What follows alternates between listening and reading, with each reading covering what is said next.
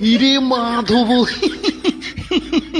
Guys guys ମୁଁ ତ ଭାବୁଥିଲି ଇଏ ବାଳ ଗଣ୍ଡାକୁ ପଛପଟରୁ ଆକ୍ରମଣ କରିକି ତା ଅଣ୍ଡକୁଶ କାମୁଡ଼ିକି ଛିଡ଼ି ଆଣିବି, କିନ୍ତୁ ସିଏ ତାର କିନ୍ତୁ ଅଲଗା ପ୍ଲାନ୍।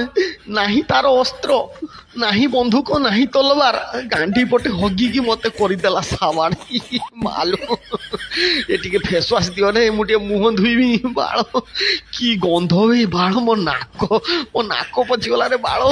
ମତେ ଯାହା ଲାଗୁଛି ଏ ବାଳ ଗଣ୍ଡା 3 ଦିନ କାତର ହେଲା ବାଳ ହକତେ ଯାଇନାହିଁ। ବାଳ ଗୁହଟା ବି ପୁରା ନିଳିଆ ନିଳିଆ ଜାମୁ ଗୁହରକ ଗନ୍ଧ କରୁଛି। ମୋ ମୁହଁର ସ୍ପ୍ରେ କରିଦେଲା ବାଳ। ମତେ ଲାଗୁଛି ଆଉ 2 ମିନିଟ୍ ପରେ ମୁଁ ସେନ୍ସଲେସ୍ ହେଇକି କୁମାକୁ ପଡ଼ିଯିବି। ମାଲୋ ଏଇ ବାଳ ଏଠି କେଇଠି ଗଡ଼ିଆ ଫଡ଼ିଆ ଅଛି କୁହରେ, ମୁଁ ଯାଇକି ଟିକେ ବୁଡ଼ିକି ଆସେ। ନହେଲେ 2 ମିନିଟ୍ ଯଦି ରହିବ ଏ ଗୁହଟା ମୋ ମୁହଁର ବାଳ, ମୋ ଦେହ ସାରା ଏ ଗୁହର ବିଷ ଚରିଯିବ। ଆଉ ଆଗାମୀ 7 ପିଢ଼ି ଯୋଉ ଛୁଆ ଜନ୍ମ ହେବେ ଆମ କତରୁ ବାଳ, ମୋ ଛୁଆମାନେ ସବୁ ବିକଳାଙ୍ଗ ହେଇକି ଜନ୍ମ ହେବେ ୟା ଗୁହ ଗନ୍ଧରେ ମତେ ଲାଗୁଛି।